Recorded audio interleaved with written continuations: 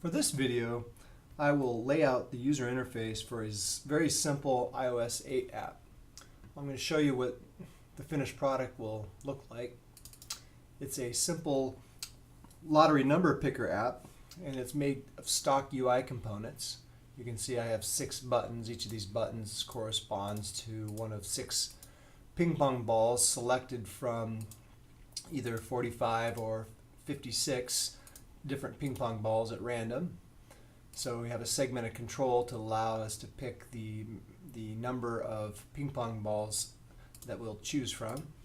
And then there's a big pick button when the user wants to select 6 all new ping pong balls, or the user can actually touch one of the individual buttons just to alter one of the ping pong balls. So here we're just going to lay out the UI for this. So, all right. So in Xcode, I'm going to create a new project, a single view application, and I'm going to call it Lotto-Fu. This is just a very simple single view application. I'm going to use Objective-C. It's going to be universal. I want this to be able to run on an iPad or any iPhone device. So it's simple enough to do that. So we'll do that. And all right, so in the navigator, I'm going to begin by laying out my user interface. So I'm going to select the storyboard, which will fire up Interface Builder. So I'm going to work sort of from the inside out. So I'm going to begin by creating one of my 6 buttons. So I'm going to go under the library here. I'm going to select one of these buttons and drag it onto the main view of my controller. And these buttons initially have a white background, and the main view of the controller has a white background, so it's difficult to see. So under the Attributes Inspector for a button, you can see at the top of the Attribute Inspector all the things we can do to configure a button. For instance, I'm going to go ahead and give this a title of 01, and I'm going to up its font. I'm going to change its font to, let's see, System Bold, and we'll use, say, a 30-point font. So there we go. And let's go ahead and change the background. So a button is actually a subclass of a view. So if you go down here, you can see the various controls for altering the view. I'm going to change the background to a light gray color. This kind of allows me to see it. Let's see, under the size, I'm going to go to the size inspector, and I'm going to go ahead for now set the width to 75 and the height to 75. It's going to be a nice square button. All right, so we're going to work on the details of what these buttons are going to look like later. I just want something I can see for initially laying things out. So I'm going to create 6 instances of this. So I'm going to go ahead and copy and paste. So there's another instance of my button. I'll go ahead and select both of those and paste, copy, paste, paste again. So now I've got 6 buttons. I'm going to change the title of each so I can recognize which is which. So I'm going to have buttons 01, 2, 3, 4, 5, and 6. So these 6 buttons all are now, as you can see over here in the hierarchical view of what's in the storyboard, our 6 buttons are actually subviews of the main view. But what I actually want to do is I want to embed my 6 buttons into another subview. So what I'm going to do is I'm going to select all 6 buttons, and then I'm going to go in the menu. You'll see under the editor, embed in, view. So I'm going to embed all 6 of my buttons in a view. And I'm going to go ahead and under the Attributes Inspector, I'm going to change this to a light color. All right. So so you can see now under the hierarchy now we have the view controller has the top level view, and then I have my buttons view, and then each of my buttons, which are views themselves, are embedded inside of that view. So that's sort of the hierarchy so far. So I'm going to go add another view on the bottom. So we'll say UI, another UI view. So I'm going to go over here in the library and find another UI view. Oops, looks like I accidentally added a button. Edit. So edit. Let's get rid of that button I accidentally put in there. Go away. All right. So I'm going to find a UI view, and I'm going to drag that on here. and kind of resize it. So again, I'm going to go ahead and change its background to something I can see. Let's see, maybe I'll make it a light blue color.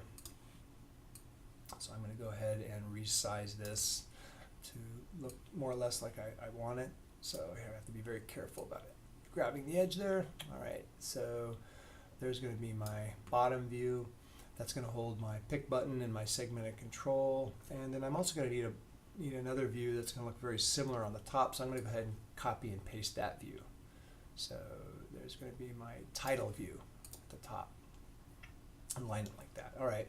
So let's work on the title view. So on the title view, I'm going to go find a label, a UI label, and I'm going to drag that up here up on top.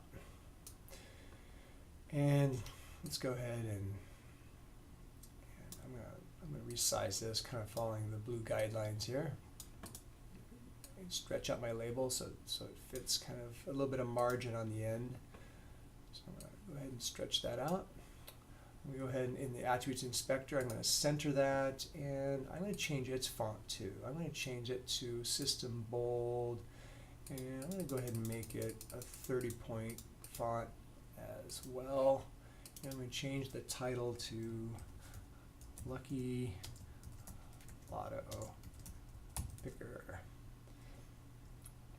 All right, we can mess with that later. Again, these are certainly not going to be the final colors that I'm going to use. I'm just setting things up so that I can actually see things, and so I'm just mainly concerned with the layout and the hierarchy of all my views. All right, so I'm going to need a segmented control. So I'm going to grab a segmented control out of my library. I'm going to pop that in here, kind of roughly put it where I want. And my segmented control comes up initialized with 2 segments, which is perfect. I'm going to change the title to the first one to be 48 for 48 ping pong balls, and the second title I'm going to change to a title of 56. And I'm going to kind of resize that a little bit, and we'll futz with the size on this later. And then I'm going to need another label for the top part of that. So let's pick a label out of here. I'm going to drop that right on top. I'm going to call this max value. So as a label for my segmented control, I'm going to go ahead and make sure that that font is centered, and I'm going to sort of center it for now over the segmented control. Now I need another button. I could copy and paste the others. I'm actually just going to pick another one out of the library. I'm going to grab another button.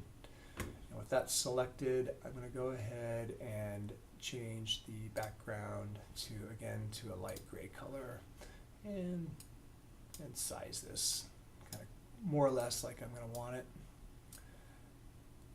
All right, there we go. And I'm going to change its title to pick. And let's change its font. Let's change the font. Let's go again. Let's go to a system bold and to a 30-point font.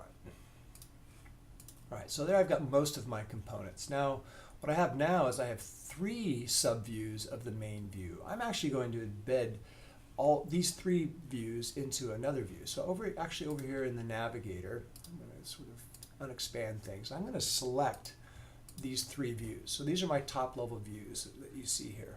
And I'm going to embed those in another view. So under the editor, under the editor menu, I'm going to go embed in view. So now all those actually end up getting put into another view. And I'm actually going to make the background of this view, I'm going to go make it a dark gray color so I can sort of see where it is. And I'm actually going to just sort of tuck it up against everything so you don't actually see it. So,